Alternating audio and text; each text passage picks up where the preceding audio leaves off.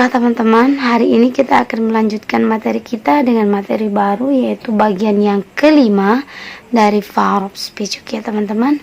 Nah, yang kelima itu akan kita bahas adalah verb. Mungkin teman-teman sering mendengar kata verb, di mana verb itu merupakan kata kerja.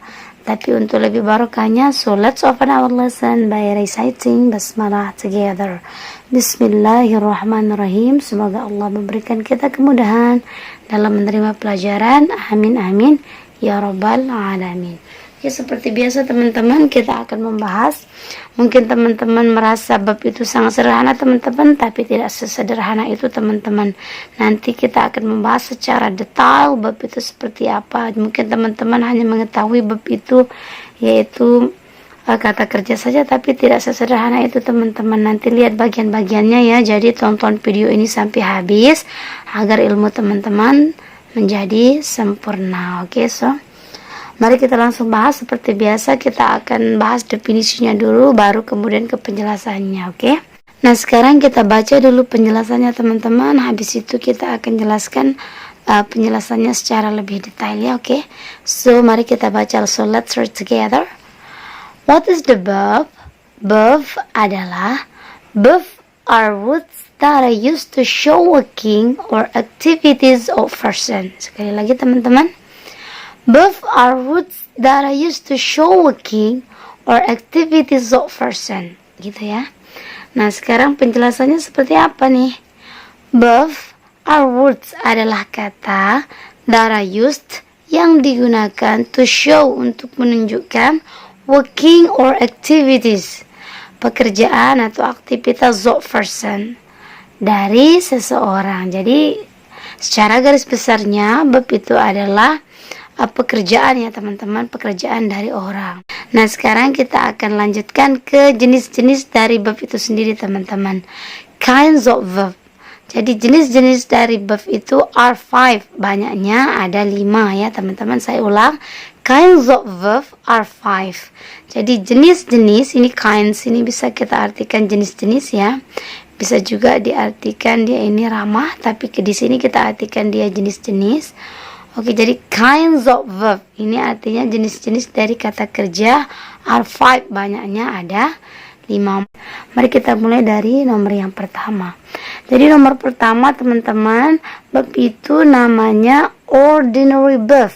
Saya ulang, nama verb yang pertama adalah ordinary verb. Apa itu ordinary verb?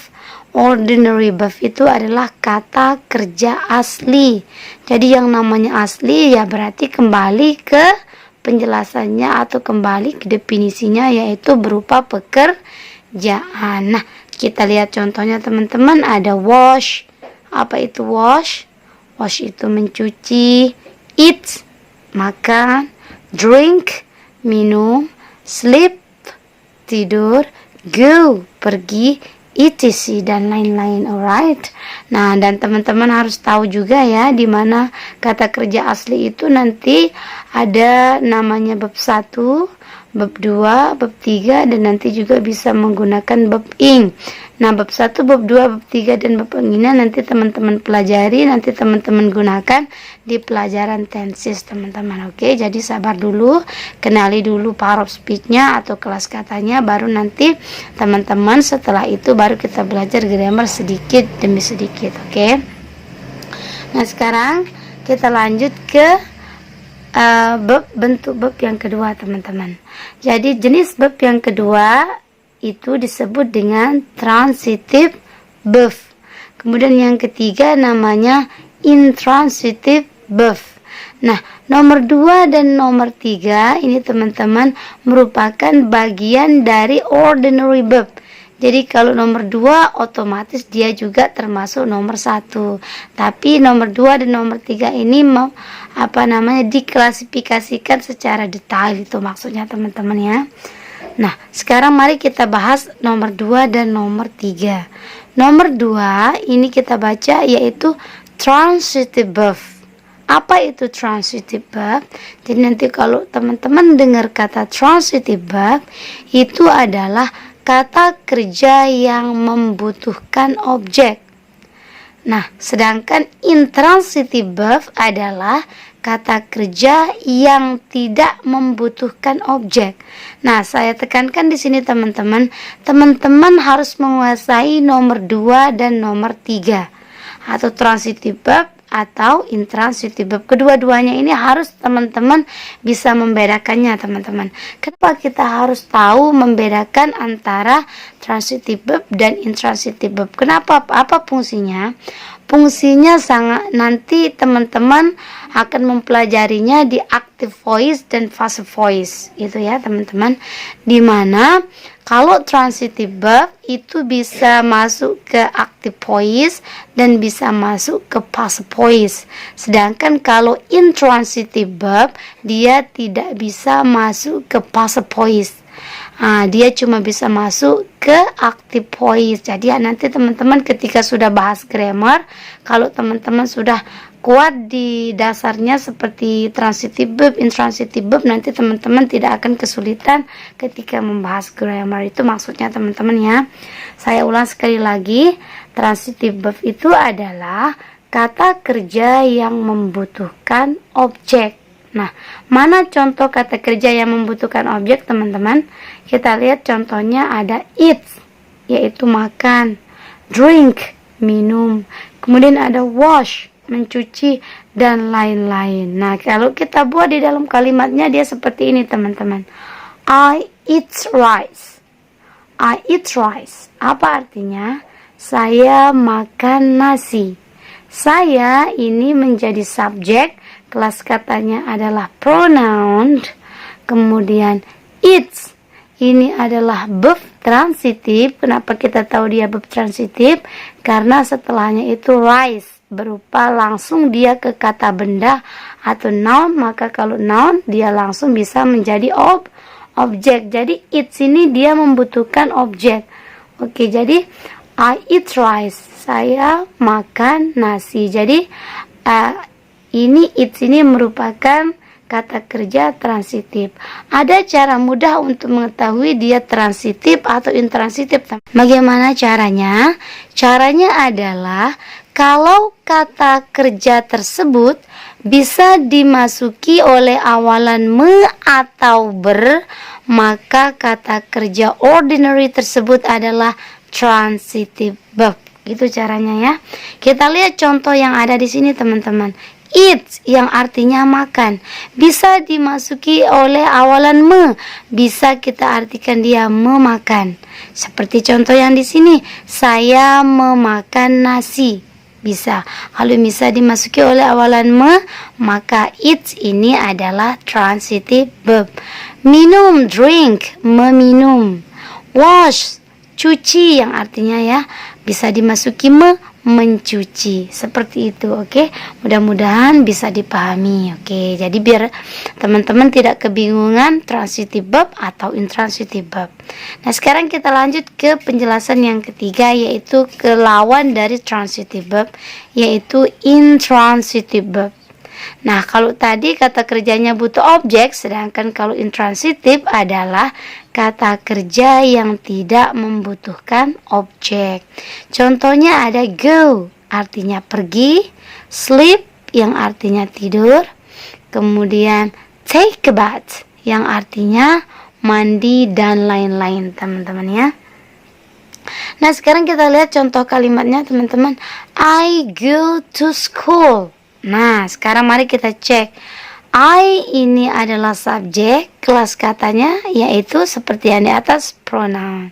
Kemudian go ini adalah verb intransitif, ini i, teman-teman ya. Verb intransitif. To school. Nah, perhatikan ini diawali oleh kata to yang artinya ke. Saya pergi ke sekolah. Jadi dia tidak langsung noun, teman-teman. Kayak di atas kan rice, itu langsung kata benda. Sedangkan yang ini ke, dia bilang. Kalau ke sekolah diawali oleh kata selain noun, maka posisinya bukan objek, teman-teman, tapi posisinya menjadi adverb gitu ya. Jadi atau posisinya itu menjadi keterangan, di mana keterangan itu istilahnya dalam bahasa Inggris disebut dengan adverb gitu ya. So, jadi kita lihat contoh yang kedua biar tambah jelas ya. I sleep in my room. Artinya saya tidur di kamar saya. Nah, jadi go sleep ini tidak membutuhkan objek. Ya, dia tidak membutuhkan objek, berarti dia intransitif karena setelahnya tidak kata benda tapi kata keterangan atau adverb. Nah, sekarang seperti yang tadi, ada cara cepat membedakannya ya, yaitu kalau transitive verb dia kata kerjanya bisa dimasuki oleh awalan me dan ber. Sedangkan kebalikannya, kalau intransitive verb kata kerjanya tidak bisa dimasuki oleh awalan me dan atau ber. Contohnya saja seperti ini yang tadi ya. Pergi, yang di sini contohnya pergi. Ada nggak me pergi? Nggak ada kan? Tidur, me tidur. Nggak ada. Kalau berpergi, nggak ada, yang ada bepergian, yang ada tambahan lain di akhirannya. Oh, kalau tidak bisa dimasuki oleh awalan me dan ber, maka dia bukan transitif melainkan intransitif verb. Kalau lebih jelasnya buat saja dia menjadi kalimat adik-adik ya, atau teman-teman atau kakak-kakak. Oke, kalau lebih jelasnya sebaiknya kita buat dia menjadi kalimat seperti yang ini. I eat rice. Kalau yang ini I go to school. Jadi kalau setelah kata kerja tersebut bisa dimasuki noun, maka dia itu objek. Sedangkan kalau dia tidak bisa dimasuki noun tapi keterangan, maka dia intransitive verb. Sedangkan kalau yang lain itu kebalikannya, yaitu transitive verb. Mudah-mudahan penjelasannya bisa diterima. Nah, sekarang kita akan lanjut ke jenis verb yang keempat dan yang kelima. Oke. Bagian yang keempat dari verb adalah auxiliary verb. Apa itu auxiliary verb? Auxiliary verb itu adalah kata kerja bantu, teman-teman. Jadi nanti teman-teman akan melihat kata kerja bantu itu seperti apa. Nah, perhatikan di sini ada jenis-jenis auxiliary verb, teman-teman, di mana jenisnya itu ada dua. Yang pertama disebut dengan ordinary auxiliary verb, kemudian yang kedua modal auxiliary verb. Nah, sekarang kita lihat bagian dari yang pertama dulu, teman-teman, yaitu ordinary auxiliary verb, di mana ordinary itu merupakan kata kerja bantu asli. Nah, mana dia kata kerja bantu asli? Antara lain yang pertama yaitu do, does, dan did. Dibaca apa, teman-teman? Do, kemudian ini does, kemudian ini did. Nah, teman-teman mungkin sering melihat kata do, does, dan did. Nah, kedudukan atau kelas katanya itu merupakan verb, teman-teman, tapi yang berbentuk ordinary auxiliary verb. Ya, jadi kalau does dan did, maka itu merupakan ordinary auxiliary verb atau kata kerja bantu yang asli. Nah, mengenai nanti teman-teman ordinary auxiliary verb ini, dia nanti memiliki pasangan-pasangan berupa kata ganti atau pronoun. Tapi pembahasan mengenai pasangan-pasangannya itu nanti kita bahas setelah pengenalan dari part of speech dan bagian-bagiannya, mungkin sekitar part yang ke-belasan mungkin, teman-teman ya. Jadi tetap ikuti channel ini biar teman-teman tidak ketinggalan pelajaran berikutnya. Oke? Nah, kemudian ordinary auxiliary verb yang berikutnya, ini kita bacanya have, ini has, dan had. Begitupun have, has, dan had, nanti kita akan pasangkan dia dengan pronoun atau kata ganti. Oke, teman-teman. Nah, tapi untuk saat ini kita cuma mengenal pembagian dari verb dan penjelasan beserta jenis-jenis dari verb itu sendiri. Mengenai lebih detailnya nanti setelah part of speech dan bagiannya selesai kita bahas, teman-teman. Jadi tahap ini kita selesaikan dulu pelan-pelan. Jangan kita langsung mau loncat ya, langsung ke sana tapi dasarnya belum kuat. Itu maksud saya, teman-teman. Kita lanjut ke bagian dari jenis dari auxiliary verb yang kedua. Ini bagiannya adalah kita sebut modal auxiliary. Oke, saya ulang, modal auxiliary verb. Nah, mana yang termasuk model teman-teman? Model itu bagian-bagiannya yang ada di sini.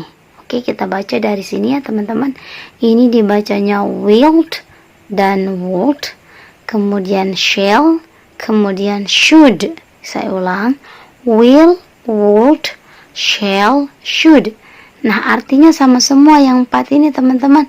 Yang artinya adalah akan. Oke, itu artinya, yaitu artinya apa? Artinya akan. Kemudian kita lanjut ke can, could, may, dan made. Ini dibaca ulang. Can, jangan baca can ya, tapi dibacanya can, gitu ya. Harus ada letupan suaranya teman-teman. Can, could, may, kemudian ini made. Arti keempat kata ini sama, yaitu boleh, bisa, atau dapat. Terserah teman-teman mau artikan yang mana ya. Nah, tapi sebelum kita lanjut ke kata must, saya ingin kasih tahu dulu teman-teman, kata akan ini kan ada 4. Yang pertama will, kemudian would. Nah, will dan would ini adalah yang artinya akan. Pasangan katanya nanti ada pasangan kata will dan would ini berupa kata ganti teman-teman. Kalau shall dan should juga ada pasangannya, tapi yang membedakannya, asal saya kasih tahu aja ya meskipun belum dibahas. Kalau will dan would, teman-teman bisa gunakan di pasangan will dan would ini di semua kata ganti. Oke, dari saya, kamu bisa dipasangkan dengan apa saja berupa kata ganti. Sedangkan kalau shall dan should, kalau dipasangkan dengan kata ganti, dia cuma bisa masuk ke kata I dan we saja teman-teman. Dia cuma bisa masuk ke kata saya dan kami. Misal teman-teman mau bilang, saya akan pergi ke sekolah. Teman-teman akan katakan I will, bisa, karena akan kalau saya itu bisa masuk will, bisa juga masuk shall. Saya akan pergi ke sekolah, teman-teman bisa katakan I will go to school, atau teman-teman juga bisa ganti willnya dengan shall. I shall go to school, gitu ya. Kenapa? Karena I itu bisa masuk will, bisa juga masuk shall. Sekarang bagaimana kalau saya ganti kata gantinya dengan she? She itu artinya dia perempuan ya teman-teman. Dia akan pergi ke sekolah. Teman-teman harus mengetahui bahwa yang bisa masuk di sana, kata akan di sana hanya will. Oke, sedangkan shall tidak bisa masuk teman-teman. Jadi nanti teman-teman hanya bisa mengatakan she will go to school. Teman-teman tidak boleh katakan she shall go to school, tidak boleh. Kenapa? Karena shall dan should ini hanya bisa masuk di kata ganti I dan we saja teman-teman. Oke, ini belum kita bahas tapi sekedar bocoran saja ya, biar teman-teman semakin mengetahui ilmunya begitu ya. Nah, kita lanjut ke model berikutnya, yaitu kata can. Saya ulang, can, could, may, dan made. Artinya sama, yaitu can, could, may, made artinya bisa, boleh, atau dapat. Terserah teman-teman mau artikan yang mana. Nah, kemudian sekarang perhatikan kata yang di akhir ini must. Must gitu ya. Artinya adalah harus. Nah, kemudian yang ini dibacanya ought to. Ought to. Apa arti ought to? Artinya sebaiknya. Jadi teman-teman kalau mau buat kalimat sebaiknya saya pergi sekolah, ought to I go to school. Nah, seperti itu ya. Sebaiknya saya pergi ke sekolah. Jadi bisa pakai kata ought to. Kemudian di dekatnya ada kata have to. Have to ini artinya have kan ada di atas ya. Ya, have ini yang artinya sudah atau bisa juga diartikan mempunyai. Oke. Sedangkan kalau have ketemu have to ini artinya sama dengan must, yaitu artinya harus. Nah, sekarang apa perbedaan antara must dengan have to? Perbedaannya kalau di must ini harusnya itu wajib, sedangkan have to harusnya itu sunat, begitu ya. Artinya di sini kalau wajib ya, kalau harusnya itu dia itu ada hukuman lah atau ada penekanan di harusnya itu. Sedangkan kalau have to sifatnya adalah harus yang sunat, jadi tidak terlalu ditekankan seperti itu. Kemudian yang terakhir, bagian dari modal auxiliary verb adalah used to. Kalau teman-teman melihat kata used to, itu artinya biasanya gitu ya. Biasanya bisa juga nanti kita bilangnya usually. Tapi kalau dia modal, biasanya itu kita katakan used to gitu ya. Oke, nah sekarang ada keterangan teman-teman, meskipun kita belum membahas mengenai cara membuat kalimat dan seterusnya, tapi saya berikan keterangan di sini teman-teman, yaitu setiap auxiliary, baik itu ordinary auxiliary maupun modal auxiliary, yang penting dia auxiliary verb, kalau dia di awal kalimat, maka kalimat tersebut adalah kalimat pertanyaan yang berupa yes no question. Oke, jadi kemarin kita di part yang kelima kita sudah membahas mengenai interrogative pronoun, yaitu kata pertanyaan yang berupa informasi. Sedangkan kalau yes no question itu adalah pertanyaan yang hanya membutuhkan jawaban ya atau tidak. Jadi kalau teman-teman lihat ordinary auxiliary maupun model auxiliary di awal, maka orang itu sedang bertanya teman-teman. Jadi teman-teman bisa jawab ya atau tidak saja sudah cukup. Kita lihat contohnya teman-teman. Sengaja saya buatkan contoh yang ini. Perhatikan, ini kalau kita tidak pakai pronunciation teman-teman, maka teman-teman bacanya did you eat. Saya ulang, did you eat, yang artinya apakah kamu sudah makan. Jadi kalau kata did itu biasanya digunakan di simple past teman-teman, dia itu sudah terjadi ya. Did you eat? Nah sekarang tapi saya berikan ke teman-teman ilmu sedikit. Kalau huruf D ketemu dengan huruf Y, ini kan Y ya teman-teman, D ketemu huruf Y, maka huruf Y itu berubah menjadi huruf J. Jadi nanti teman-teman jangan baca did you eat, jangan, itu sudah ketinggalan jauh. Itu istilahnya kalau di bahasa Inggris out of that, sudah katrok itu ya, sudah ketinggalan jauh. Maka kita baca apa ini? Kalau pakai pronunciation kita baca ini did you. Jadi Y ini berubah menjadi huruf J ya. Atau kalau di bahasa Inggris J itu J. Berarti kita bilang did you eat? Did you eat? Nah, jadi did you eat? Apakah kamu sudah makan? Did you eat? Atau did you eat? Gitu ya. Sedang kalau kita mau bilang apakah kamu sudah belajar? Did you study? Nah, sekarang ada lagi saya berikan teman-teman ilmu. Kalau kata did itu wajib menggunakan bab 1 teman-teman, tidak boleh bab yang lain ya kalau kalimatnya. Sedangkan kalau jawabannya boleh, nanti jawabannya menggunakan bab 2 kalau kita pakai tenses. Tapi belum belajar tenses kan, tapi asal teman-teman tahu saja. Mungkin teman-teman mau ucapkan apakah kamu sudah, maka katakan did you eat, did you drink, did you study, dan lain sebagainya gitu ya teman-teman. Mudah-mudahan bisa dipahami. Nah kemudian kita ke bagian bab yang terakhir. Nah kita ke bawah sedikit, oke. Nah bagian yang terakhir dari bab itu namanya teman-teman adalah linking verb. Mungkin teman-teman pernah dengar kata linking. Linking verb itu apa teman-teman? Linking verb itu juga kata kerja teman-teman, tapi di sini ada spesifikasinya. Apa itu linking verb? Linking verb itu adalah kata kerja yang menghubungkan antara subjek dan komplementnya. Oke, saya ulang. Jadi linking verb itu adalah kata kerja yang menghubungkan antara subjek dan komplementnya. Jadi dia nanti berada di tengah-tengah teman ya. Dia berada di tengah-tengah. setelahnya itu, setelah linking verb itu pasti komplement. Apa itu komplement? Yaitu kata pelengkap. Nah, sekarang mana dia linking verb? Linking verb itu ada dua, teman-teman.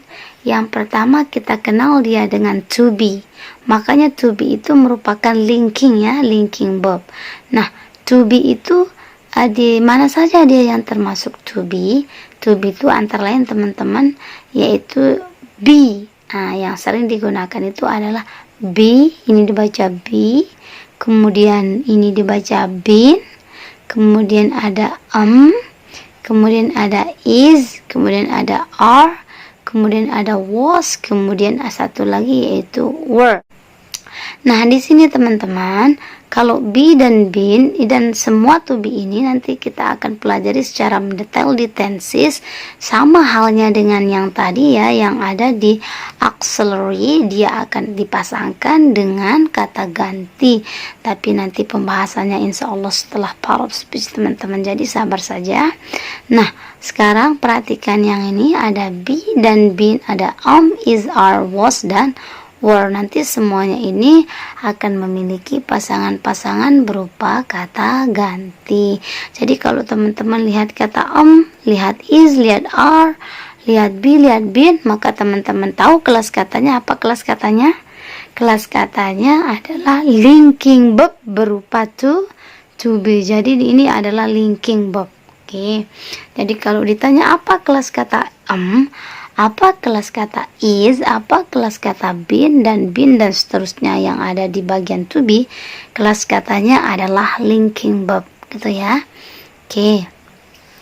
Kemudian kita lanjut ke yang terakhir, bagian yang kedua dari linking verb itu disebut dengan ordinary linking verb. Kalau kata ordinary itu artinya asli, teman-teman ya. Ori. Nah, ori itu maksudnya asli, ordinary.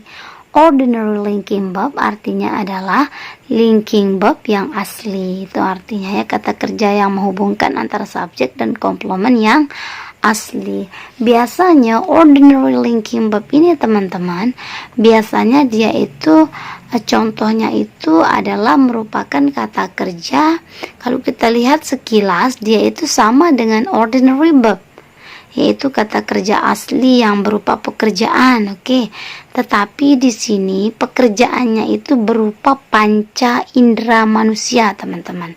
Jadi kalau pekerjaan itu berkaitan dengan panca indera manusia, maka disebut dengan ordinary linking verb. Saya ulang sekali lagi.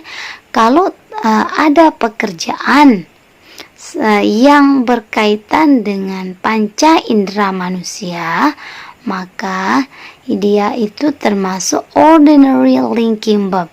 Tapi ordinary linking verb ini terbatas ya, teman-teman. Mana contoh ordinary linking verb? Contohnya ada kata appear. Ini dibacanya appear, artinya nampak atau kelihatan. Jadi kalau lihat kata appear ini verb, iya benar ini verb, tapi kelas katanya adalah linking verb atau kalau spesifiknya ordinary linking verb, gitu ya. Nah, kemudian ini berkaitan dengan panca indera berupa mata, gitu ya. Kemudian lanjut ke sim, ini dibaca sim. Oke, kelihatan. Nah, teman-teman mungkin sering dengar, ya kamu kelihatan cantik. Oh, you seem beautiful. Nah, kayak gitu ya. Kelihatan. Oke, sim ini artinya kelihatan, sama dengan look artinya juga kelihatan. Oke, tapi teman-teman, look ini nanti dia punya banyak sekali arti jika digabung dengan kata-kata yang lain. Contohnya ya, saya berikan sedikit aja ilmu, tapi nanti kita bahas kata-kata yang memiliki banyak makna nanti di bagian-bagian dari video kita yang tidak tahu kapan nanti part yang keberapa, kita tidak tahu ya, tapi ikuti saja. Yang jelas pokoknya saya akan berikan teman-teman ilmu semampu saya yang insya Allah bisa membantu teman-teman dalam belajar bahasa Inggris. Oke, contoh dari look ya, ada look after, artinya itu memelihara. Kemudian artinya look for, yang artinya mencari. Kemudian nanti lagi masih banyak dari kata look, tapi 2 saja dulu ya karena durasinya sudah banyak. Kemudian lanjut ke kata feel, yang ini artinya merasa. Kemudian taste, ini yang artinya terasa. Kemudian ini yang terakhir adalah hear, yang artinya mendengar. Kemudian kita simpulkan dulu sebelum kita akhiri video kali ini teman-teman, yaitu kita simpulkan bahwa verb itu banyaknya ada 5. Yang pertama adalah ordinary verb, yaitu kata kerja asli yang berupa pekerjaan itu sendiri. Kemudian yang kedua verb transitive, yaitu kata kerja yang membutuhkan objek. Kemudian yang ketiga verb intransitive adalah kata kerja yang tidak membutuhkan objek. Kemudian yang keempat namanya adalah auxiliary verb, di mana auxiliary verb itu nanti teman-teman pelajari, ada yang ordinary dan ada yang modal. Oke, tapi di mana auxiliary verb itu sudah ini, kalau teman-teman lihat bagian yang do, does, did, have, has, modal, itu masuk ke auxiliary verb. Oke. Jadi kata kerja yang keempat itu adalah auxiliary verb. Kemudian kata kerja yang terakhir atau yang kelima adalah linking verb. Oke, terima kasih sudah menonton video ini teman-teman. Mudah-mudahan ilmunya bisa bermanfaat kepada teman-teman semua. Jadi kita ketemu di part selanjutnya nanti dengan pembahasan yang baru, masih dalam kaitannya dengan power of speech, karena kita akan membahas power of speech sampai bagian yang ke-13. Okay, so let's close our lesson by reciting hamdalah together and see you the next video. Okay, bye bye. Assalamualaikum warahmatullahi wabarakatuh. Jangan lupa subscribe, like, comment, dan share. Semoga video ini bermanfaat pada teman-teman, dan dukung channel ini agar bisa berkembang dan memberikan manfaat kepada yang lain. Bye bye.